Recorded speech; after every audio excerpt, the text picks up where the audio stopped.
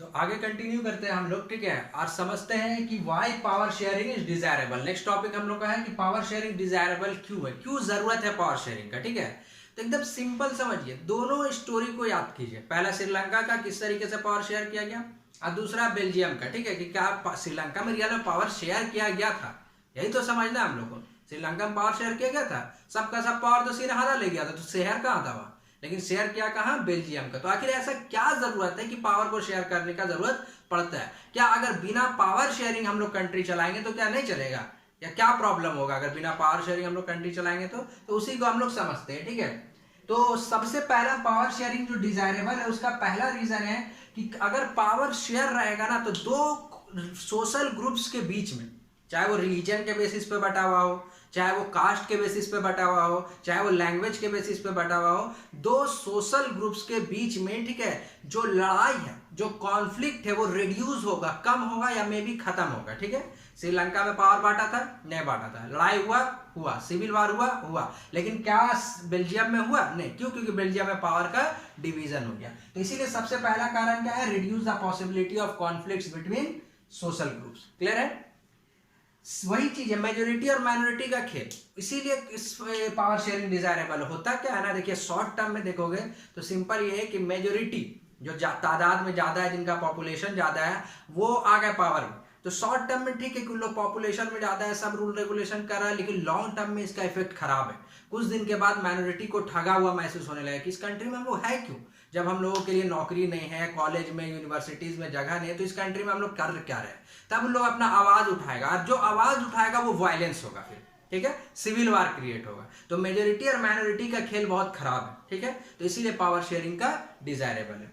दूसरा, second reason, power sharing जो है वो स्पिरिट है डेमोक्रेसी का। डेमोक्रेसी अगर डिपेंड है ना, तो पावर शेयरिंग पे ही डिपेंड है। डेमोक्रेसी का मतलब क्या होता है, वैसा सरकार जो लोगों के द्वारा चुना जाए, ठीक है। जब लोगों के द्वारा चुना जाएगा तो सरकार सब लोगों का ना सोचेगा, ये किसी इंडिविजुअल ग्रुप का सोचेगा, ऐसा तो होगा नहीं। तो ये इसीलिए पावर शेयरिंग क्या है, स्पिरिट ऑफ डेमोक्रेसी है। पीपल राइट है, ठीक है, लोगों का अधिकार है कि वो जो सरकार जो रहे वो उनके द्वारा चुना गया है। Consulted how they are to be govern, उनसे पूछ के कैसे वो सरकार चलाएंगे, कैसे वो काम करेंगे, हर कुछ उनके द्वारा चुना हुआ है।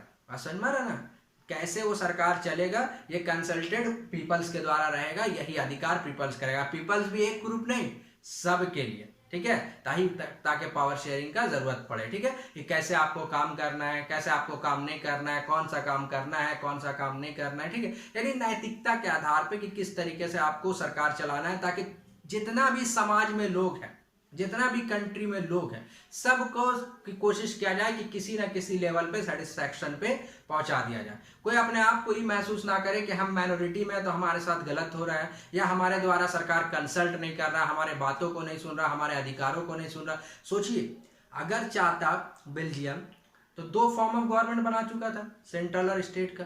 कम्युनिटी को बोलता छोड़ दो, कम्युनिटी गवर्नमेंट बनाने का कोई जरूरत नहीं, लेकिन कॉन्सेप्ट लाइए कि कम्युनिटी गवर्नमेंट बनाया गया क्योंकि जर्मन को भी कहीं ना कहीं शामिल करना था। 1% थे, लेकिन उनको कहीं ना कहीं शामिल करना था, इसीलिए कम्युनिटी गवर्नमेंट का फॉर्मेशन भी किया गया। क्लियर है? तो लोगों को कंसल्ट करके गवर्नमेंट चले, ये सेकंड रीजन है पावर शेयरिंग का, ठीक है। इसीलिए पावर शेयरिंग क्या है, डिजायरेबल है, ठीक है। अब बड़ा इंपॉर्टेंट ये पूछता है, जो फर्स्ट रीजन है, ऐसा नहीं लग रहा वो प्रॉफिट और लॉस के बेस पे है, कौन कौन सा क्या फायदा होगा पावर शेयरिंग का, क्या फायदा नुकसान होगा पावर शेयरिंग का।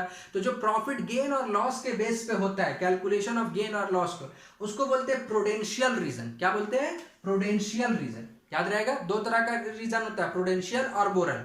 तो जो गेन और लॉस के बेसिस पे हो वो क्या कहलाएगा, प्रूडेंशियल रीजन। जो हम लोग फर्स्ट वाला पढ़े वो प्रूडेंशियल रीजन है, और जो सेकंड वाला हम लोग पढ़े वो मोरल रीजन है, नैतिकता के आधार पर कि सबको अधिकार मिलना चाहिए, डेमोक्रेसी का स्पिरिट है, डेमोक्रेसी में फायदा पहुंचाता है। तो नैतिकता के आधार पर ये क्या कहलाया, आपका मोरल रीजन।